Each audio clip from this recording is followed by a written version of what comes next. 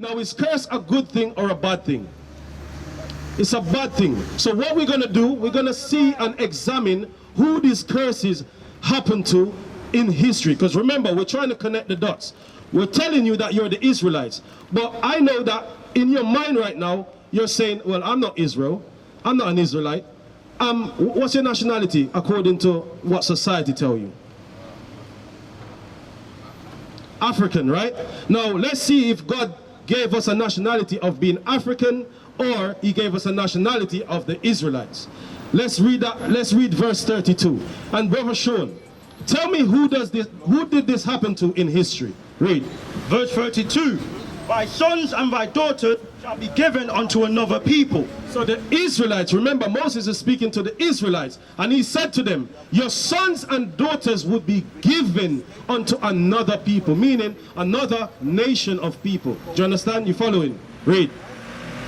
And mine eye shall look and fail with longing for them all the day long. And all the Israelites will be able to do is cry. That's what failing for longing for them means. You understand? Read.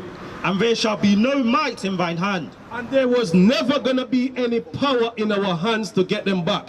You understand? No power, no military power, no economical power or political power. Just like you can see today. We blacks, Hispanics and Native American, no one represents us when it comes to anything to do with power. Do you understand? We do not have no one in power when we get to the higher echelon. You understand? Read. Read verse 48 for Brother Sean. Verse 48. Therefore shalt thou serve thine enemies. So Brother Sean, God says, because we didn't listen to him, he says, therefore, I'm going to allow you to serve your enemies. Do you understand? Read.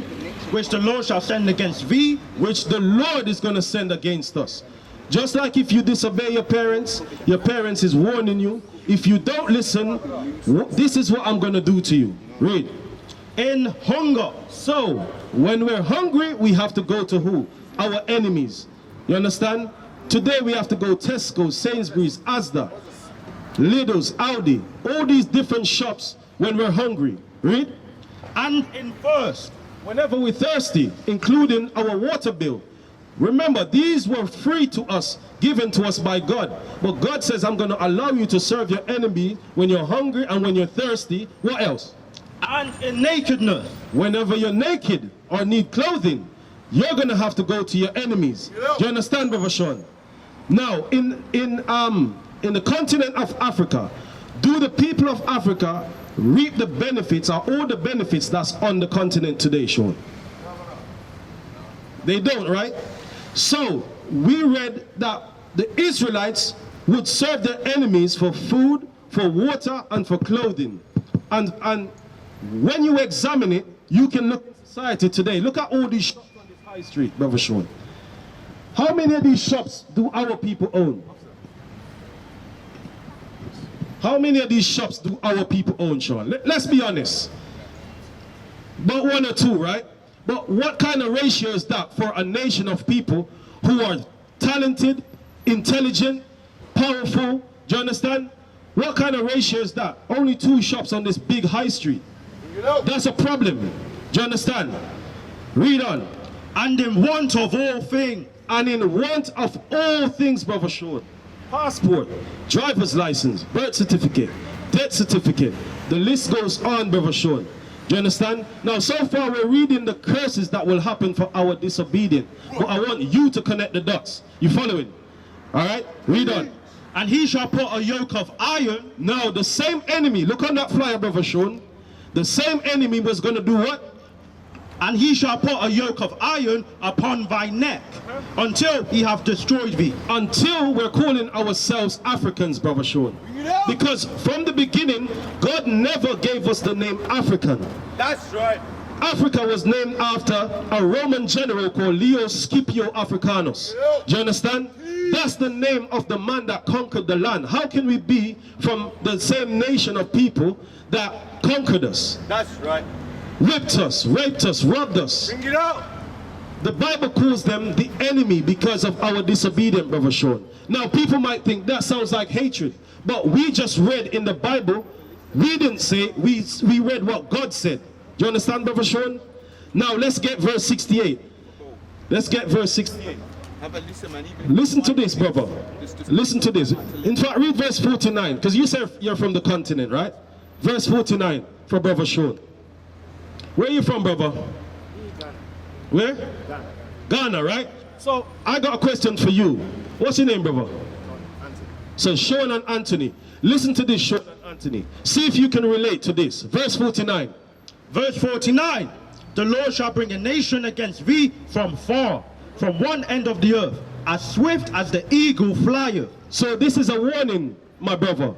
God gave a warning to the Israelites that if they did not listen, they were going to be cursed. So now he's telling us there's going to be a nation that's going to come against you from far, as swift as the eagle. So they're going to come very quickly, and to do what? Read.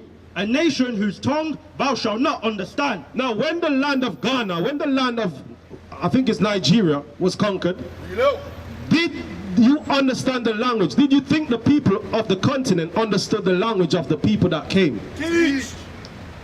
They did not. Now it's biblical prophecy. Remember, this was written over 2,000 years ago. Read on. Verse 50. A nation of fierce countenance. So not only you wouldn't understand the language, but also this nation would have a fierce countenance. They're going to be an angry set of people. Do you understand? Read. Which shall not regard the person of the old, nor shew favor to the young. They don't care how young you are, they didn't care how old you are. You understand? Have you ever watched slave movies? We've seen the depiction in museums. Do you understand? It didn't matter how young you were. From the age of when you can walk, it means you can pick cotton. Do you understand? Read. Verse 51. And he shall eat the fruit of thy cattle. So the fruit of your cattle, we know, is going into your flocks. In Ghana, in Nigeria, am I right, Nigeria? Yeah? They took all your cattle, all your flocks, to do what? To take it back to Europe. Read. And he shall eat the fruit of thy cattle and the fruit of thy land. And the fruit of your land is going into what? Your natural resources, your oil, your bauxite, your diamond, your gold. Do you understand? All these different natural resources that they take from the continent to bring back to Europe to make it a first world country. Bring it out. Without Africa, listen, without Africa, Europe would be a third world country. That's right. Do you understand? Without Africa, Europe would be a third world country. People will hear this and say it's hatred, but it's facts. Why are they still in Africa if Africa was so poor? Do you understand? If Africa was so poor, why are you there? Why are you still reaping all the diamonds and the gold that the land actually flourishes on? Bring it out. Do you understand? Read on. Until thou be destroyed. Until you're destroyed. Until you have nothing. Read. Which also shall not leave thee either corn, wine, or oil. So they wouldn't leave nothing behind. Everything that they reap is going to come back to Europe. Do you understand? And they leave the people in poverty that's in Africa. Look at what we're showing you. We're showing you things that was written in the Bible. But who was God speaking to? He was speaking to who? The Israelites. You blacks, you Hispanics, Native American make up the 12 tribes of Israel. Read verse 68. How did we as a people get from the continent of Africa to the western hemisphere, or across the whole four corners of the earth? What means of transportation? On boats. Let's see if that is recorded in the Bible. Yeah? Let's examine. Read. The book of Deuteronomy chapter 28 verse 68. And the Lord shall bring thee into Egypt again with ships. With what? With ships. So God was going to allow us to go into slavery, but this time by means of slave ships. We can see these in museums today. We have photographs, we have books. This is a fact that they cannot hide. And they may see this as hatred, but how can it be hatred when it's facts? That's personally. Do you understand? Read on. By the way whereof I spake unto thee. Just like Moses is saying it, it's going to happen. Read. Thou shalt see it no more again. And there ye shall be sold unto your enemy. And there, and there, and there. Once you get off those ships, you're going to be what? Sold unto your enemy. Now when we get off the ships, when we were sold, were we walking around free? What do you think? No, right? Let's see if the Bible says we were walking around free or agree with what you've assessed. Read. And there ye shall be sold unto your enemies for bondmen. For what? For bondmen and bondwomen. Slave men and slave women. We didn't go out to Costco to buy a cup of coffee when we were shipped on slave ships. We went on auction blocks and got sold in the four corners of the earth. That's right. Mothers were separated from their children. Fathers were separated from their wives. We got completely split up.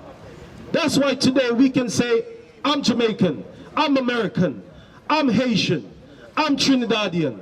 We have all these different names, but we all know we are one people. But God says that we are the Israelites according to the Bible. That's right. You understand? We should be proud of that thing. Now, should we be calling ourselves Africans, or should we be labeling ourselves what God called us? Genesis chapter 32 verse 28. Bring it out. Let's see what God called us from the beginning. Let's prove all things. We're here to prove what the Bible says. We are not here to tell lies. We've sat in Christian churches and they have told us lies for many years. We're out here to teach you the truth according to the Bible. Read it. The book of Genesis chapter 32 verse 28. Read. And he said, thy name shall be called no more Jacob, but Israel. But That's what? right. But Israel. So Jacob, our forefather, his name was called Jacob, but because of the mightiness of the man, God says, I'm not going to call you Jacob no more. I'm going to call you Israel. Now let's see what Israel means. For as a prince has thou power with God. So, my brother, you're a prince that has power with God. Do you understand? You're a prince that has power with God. That's a powerful name. There is power in our names. Yeah? We are not African. You're not from a white man. We are from the Most High God himself. That's right. We are the Israelites. You understand? What is a nation?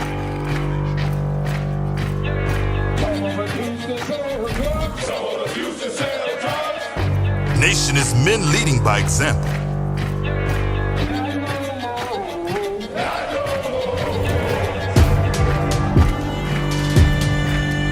Nation is family.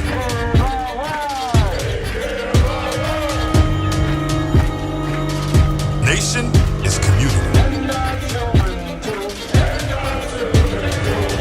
Nation is children with role models.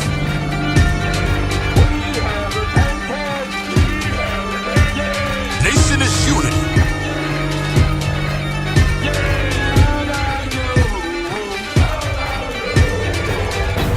Nation is you. And finally, my brethren, be strong